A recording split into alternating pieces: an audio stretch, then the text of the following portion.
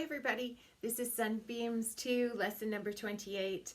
I hope you had a really happy Easter, and I'm looking forward to seeing you at solo time after this so that I can hear what you've been working on throughout the week. So if you can also just send me a pic of your homework, H59, then if you just send that as a text or an email, then I can just quickly glance through it and make sure that you are doing everything correctly. So let's get your castanet and let's get ready to sing the welcome song together. All right, so with your castanet, we're going to sing at an allegro speed today, and remember that allegro means fast, and we're going to clap. To begin with, we're going to just do half notes. So this will be half note, half note, half note, half. When the sun peeks from behind the clouds, the sunbeams sing and play.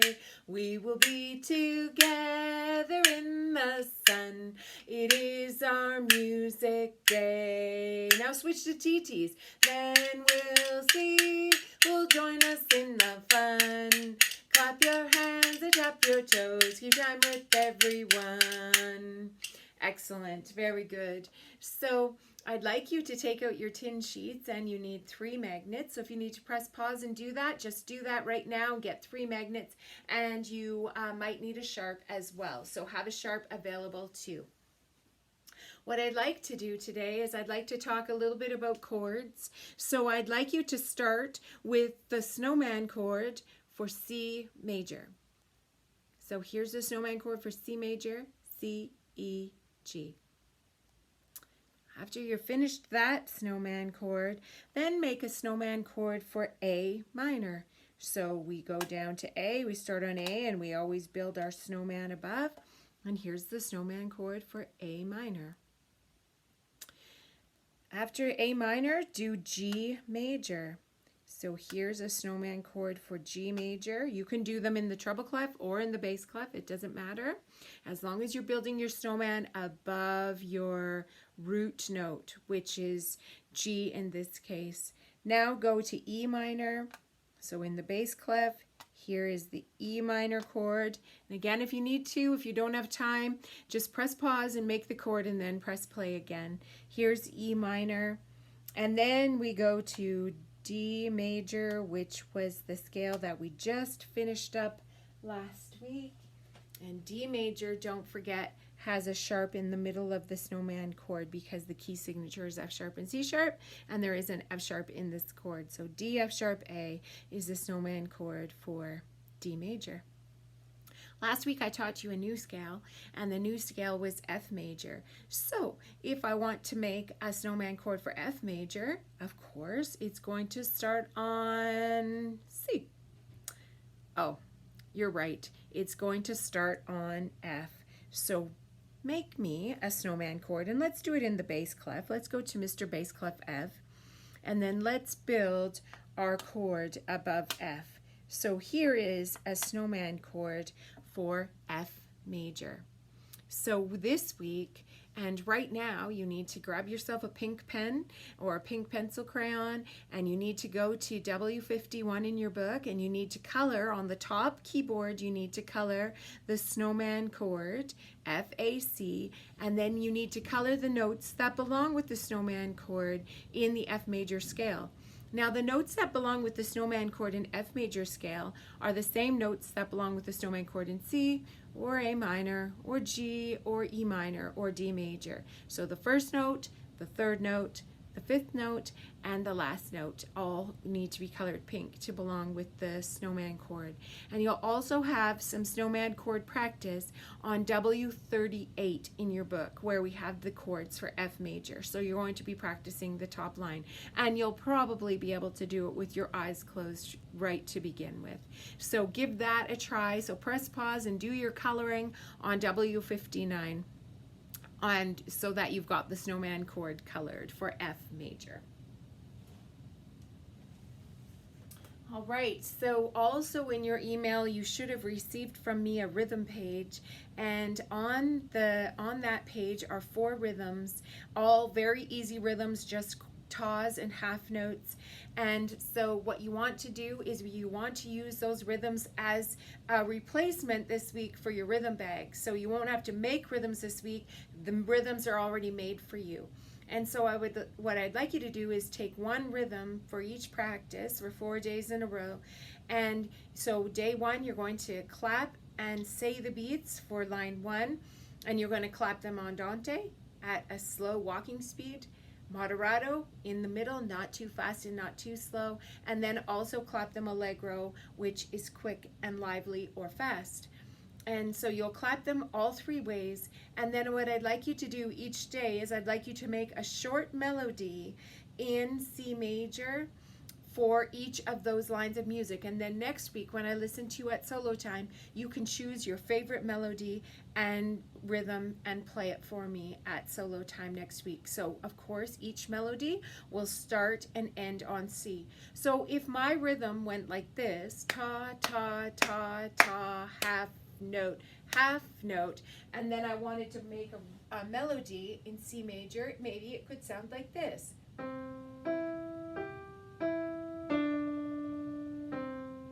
So I went ta ta ta ta, half note, and I used the key of C major. I started on C and I ended on C, and then I just used the notes that are in C major. So make a melody each day, one rhythm, clap it all 3 ways, andante, moderato, allegro, and then make a melody with it. And that will be your rhythm and melody writing practice all in one. So we have been practicing a couple new songs in F major, W26 being one where there was that short melody. I asked you to circle all the B flats and then to practice that once a day. So that is the top melody on W26. This week we're going to continue to play the top melody so that we learn it better, and I will listen to it at solo time. But we also are going to add the bottom melody. The bottom melody is also in F major because you'll see the B flat at the beginning, and I'll turn to that in my book so I can show you.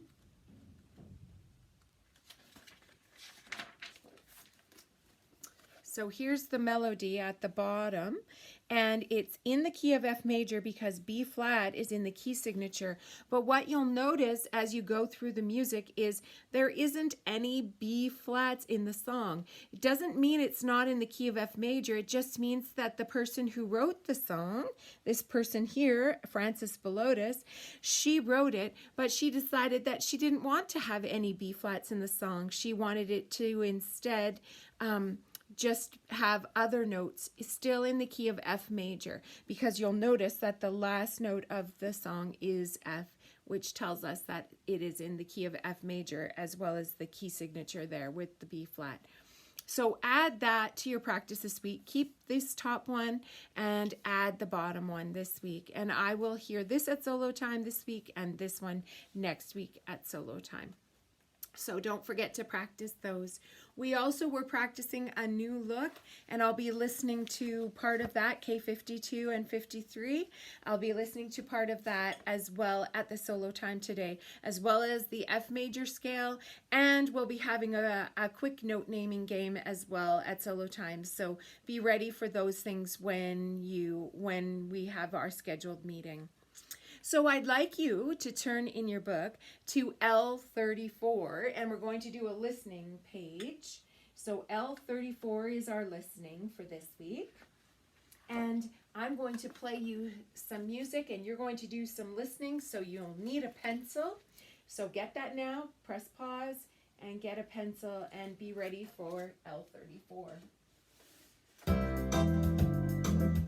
Whoops, pressed the wrong button.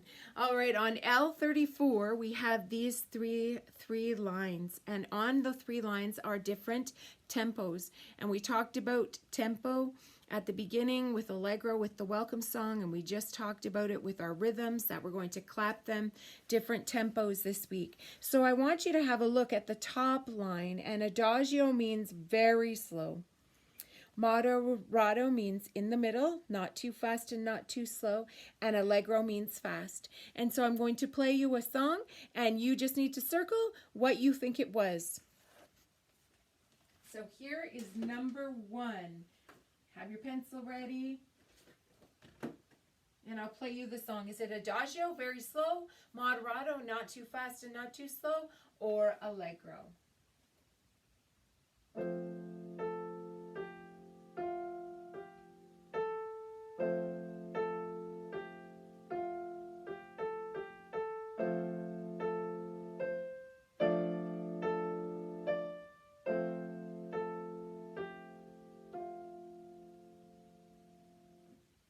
And that was line number 1. On line number 2, we have Andante, a walking speed. We have Moderato, not too fast and not too slow. And then we have this word, which we've talked about in class before. Rit is short for ritardando, which means to gradually get slower. So it's a tempo word, but we start at one speed and we gradually get slower. So perhaps you're going to hear Andante, perhaps you're going to hear Moderato, perhaps you're going to hear ritardando, gradually getting slower, or maybe you'll hear more than one. You decide, because maybe it will be Andante and ritardando, or maybe it'll be Moderato and ritardando, or maybe it'll be just Andante and then go to Moderato. So listen for number 2.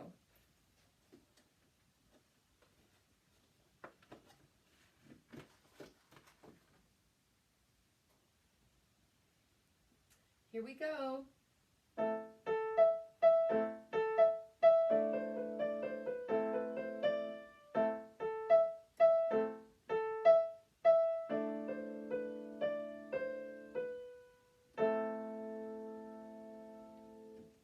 And that was number 2. Lastly is line number 3. And on line number 3, we have Andante again, a walking speed. We have Allegro over here, fast. And in the middle, we have that sign that looks like a bird's eye. And that, remember, is the word fermata. And fermata means to pause. So somewhere in the music, you may hear me just stop and hold a note for a long time, and that would be a fermata. But you might also hear Andante, or you might also hear Allegro. So you decide.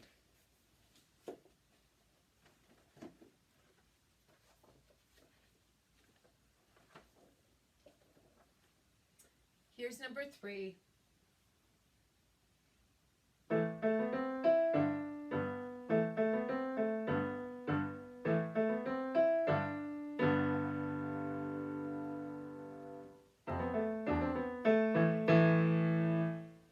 And that was number 3. If you need to, you can rewind and you can listen again if you're not sure. And that's the beauty of this recording, is that you can do it at your own speed. Okay, so that was L34, the listening. So if you finished that listening exercise, let me give you the answers for L34. So the first song that I played, I just played it Adagio. So it was just a slow speed.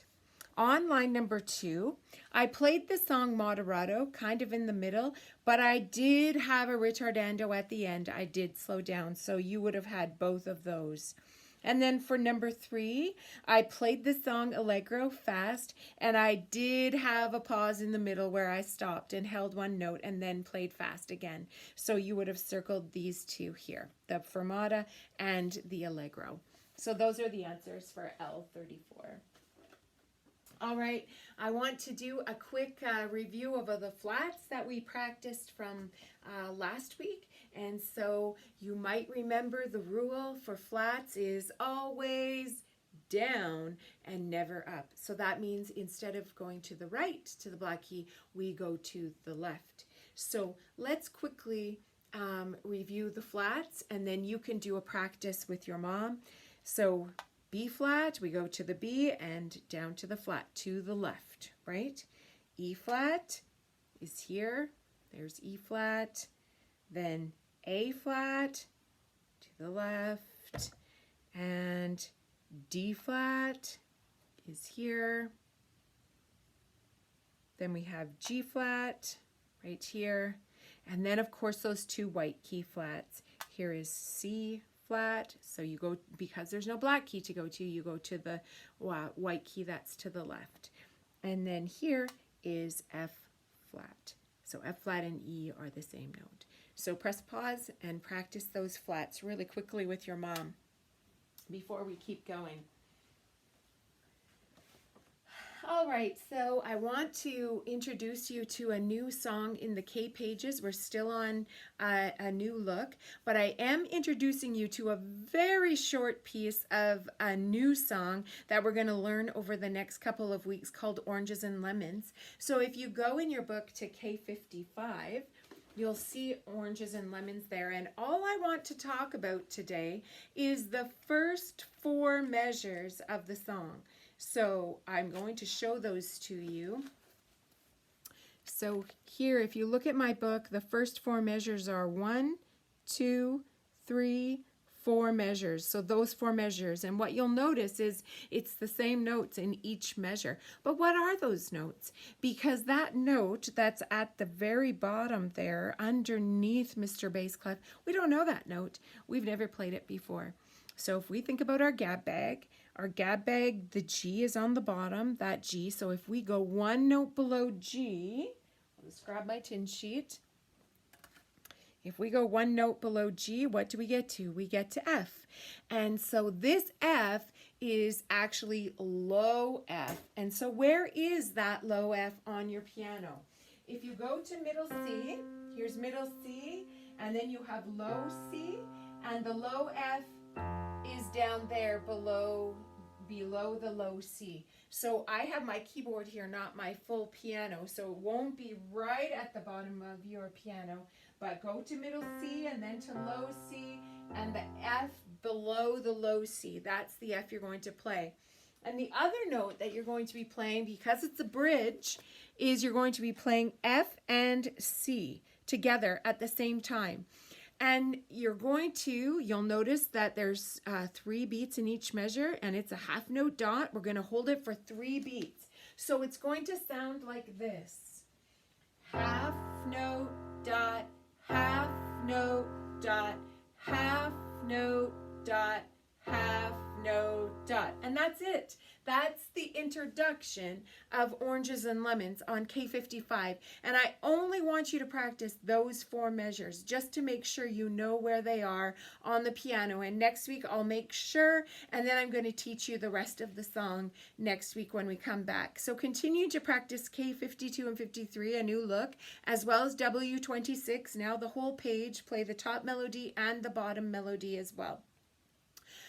Last thing that I want to do before I say goodbye is to talk about the beautiful blue Danube. And we talked last week about a new composer, Johann Strauss II, and he was known as the Waltz King. A waltz is always in 3/4 time, and he was the guy who had to have lessons in secret because his dad actually didn't want him to be a musician, and so he took his piano lessons in secret. So he was from a family of musicians, and his dad was a musician. And so I don't know why his dad didn't want him to be a musician, but that's what we read, is that his dad would have rather he had a different job. So a beautiful blue Danube, I asked you to listen to a recording of it. Hopefully you did. And so this week, what I'd like you to do in your next assignment is to find a picture of the beautiful blue Danube. It's a river in Germany, and see if you can find a picture. In my studio, I have a beautiful picture of the beautiful blue Danube that I'd love to show you, but I don't have it here with me. And so you need to, on your computer with your mom or dad, see if you can find a picture of the river and see what it looks like. Today, what I'm going to do is on my keyboard, I'm going to play the accompaniment to the beautiful blue Danube for you. And so you can take your castanet or any instrument at home that you might have. You can use wooden spoons, tapping them together. You can use a tin can or something, and tap it with a wooden spoon. You can make up your own rhythm instrument, and let me know if you do make your own rhythm instrument at home. I'm going to play the accompaniment for you, and then you can play along with your instrument at home, part 1 this week. So I'm going to play that for you now, and you can press pause, and then when you're ready, I'll count you in, and then you can play it with the accompaniment. So here's the beautiful blue Danube.